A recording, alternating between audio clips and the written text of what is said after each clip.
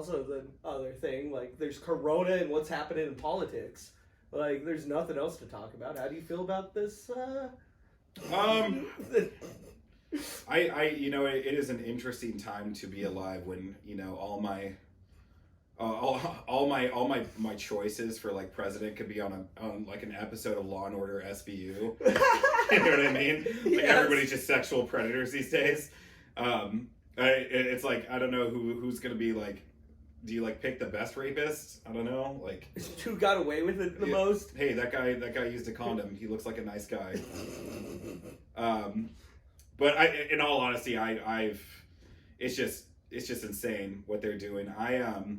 I'll probably write in my candidate so I can sleep at night, to tell you the truth. I don't think I can sleep at night voting for any of these people. Well, what's interesting is a lot of people, especially Democrats, are finding themselves in the same position that Republicans were in 2016, trying to pick the lesser of two evils, right? Because a lot of, you talk to a lot of people in 2016, they only voted for Trump because they didn't want Hilary to win. A lot of people thought like that, and then as time grew on, they started sucking the Trump dick. Well, I mean, I wonder why nobody won. Well, I mean, Hillary's a fucking antichrist. I won't get started on that, but well, we can. We've got plenty of time. Don't worry. Like, there's like an hour. I think that going forward, and at least with me, I'm not gonna vote for somebody I feel is not morally equipped. And what my question is when did we start settling for less? Like, I hear a lot of people say, well, he's only human, or people make mistakes. He's holding the highest office in the world, and I expect you to be perfect. I'm sorry, I expect you to be perfect. Some people prepared for that role their entire lives, and then this fucking guy comes in. Okay, first off, think of Donald Trump like Batman in The Dark Knight at the end of the movie. Okay, at the end of the movie? Yeah, what happens with him and Gordon? Batman and Gordon. Well, what does Gordon tries to kill the dude? No, Gordon kills the dude. He kills Two-Face. Mm-hmm. And what does Batman say? I don't know. I don't remember. I'm not the hero this city deserves. Or it needs. I'm the hero that they deserve. I don't know. I'm botching it, but basically, we got ourselves here. Okay, because I was like think of the United States as Gotham. Like, we got ourselves fucking here. Like, you put up Hillary? Bitch, I run if I see that lady in a parking lot. Like, I think her gaze will make me commit suicide. Bro, if I saw Hillary Clinton, I would just go stand in the corner and think about what I did wrong. Like, she is a cold bitch. Well, alright, I'm just gonna say it. You were either the most unlucky human being in the world to have 28 business associates commit suicide, or you killed them.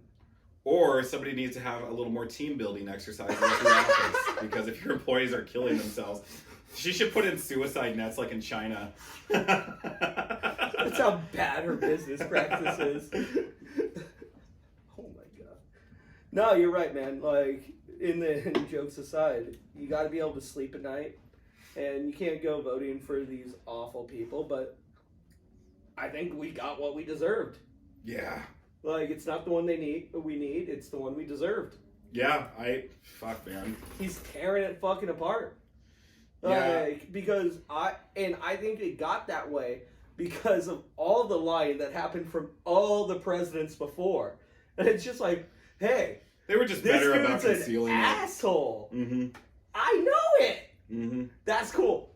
it's instead of just like finding out about Iran Contra like years later or some shit like that. Right. Like, I think he's just really exacerbated. It's nice having a dumb president, maybe. No, I think he's exacerbated, existing problems that we've had, which is kind of a good thing. I mean, so much tension is under the surface, and then we've got this guy who just completely just exacerbates things from race relations to partisan division by his just sheer stupidity and lack of empathy. But I think it's now we're having those important conversations.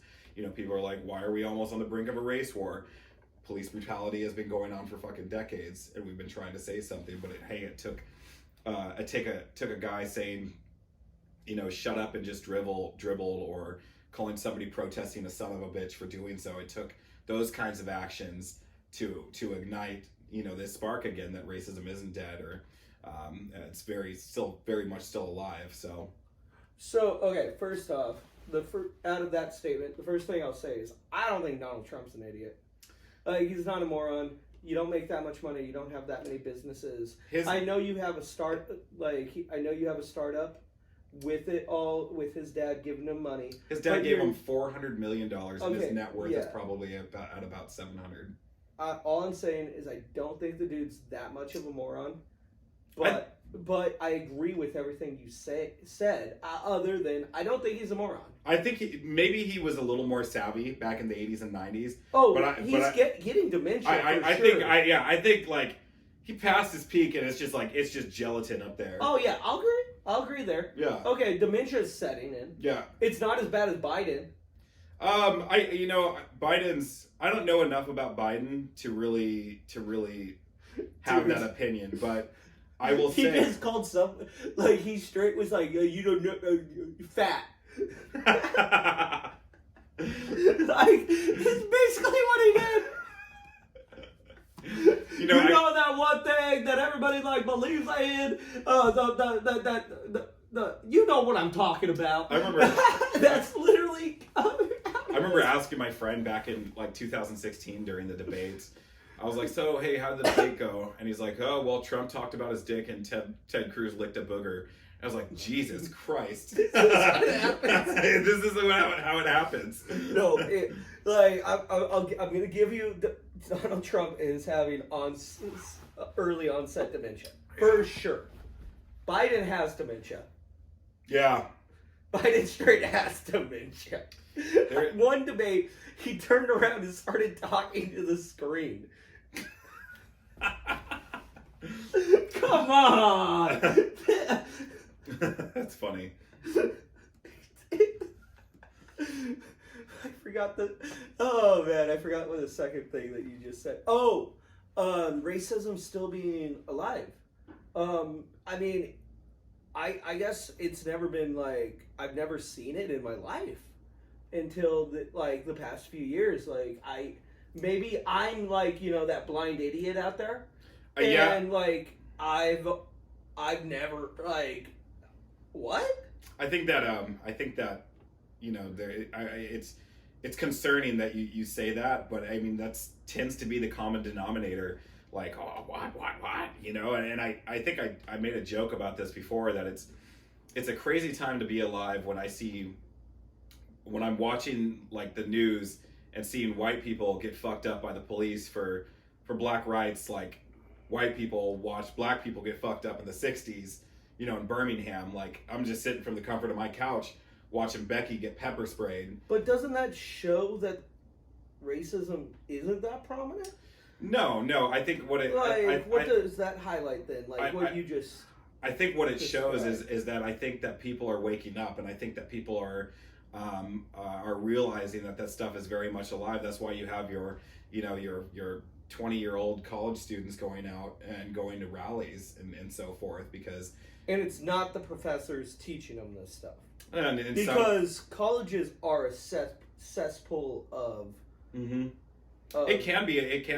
Most of them have really Marxist thinking and stuff like that. Colleges tend to be pretty fairly liberal, but I don't think that's entirely the reason why. It's a part of it. Yeah. It's a part of it, but with the whole Black Lives movement, I'm even seeing people, in their 30s, out there, right? And that's awesome. I'm not shitting on those people. Absolutely. I just think that with the way that communication has changed and in the age of the internet, people who may not have thought that racism existed 5 years ago can now see black people getting killed in, HD, uploaded instantaneously. Remember, I can remember what I was doing when I watched Philando Castile get shot, or Alton Sterling. You know, these are things that no matter, it's in your face now, and now we have the opportunity to do something about it.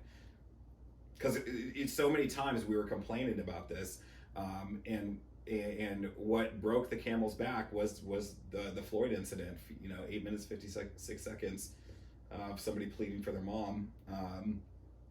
That's what did it. Enough was enough. I mean, I hear you on all that, and like I guess like I don't see it that way because people get killed by the cops, and I've seen it. I've had a gun pointed at me for like, you know, things, and it's just like, yeah, I don't want anybody to die, and I get it, but like I also go and do the math and stuff, and then like the statistics, ratios, things like that, and it's just like, it just looks like the cops suck and need to get trained better. Well, you know, more than anything. That's a good point. You know, I often use Spokane as a really good example of this. Spokane at one point had the highest cop to criminal fatality rate in the nation. What does that mean? So the highest cop to criminal fatality rate meaning the cops. We were killing the most people. The cops were killing the most people. Okay. In the nation, and I moved out of here in 2009, and I remember one night walking by a 7-Eleven, I believe, on Freya, and seeing just a whole bunch of cops there. And that happened to be the night that Carl Thompson had beat Otto Zem to death. And who's okay? Carl Thompson was a white cop who beat a disabled janitor to death in 7-Eleven. You know, his last words was, "All I wanted was a candy bar," right? It's ridiculous. And, like, yeah, this is ridiculous. And that's why Spokane is such a good example of police brutality as just that, being indiscriminate of race, but based on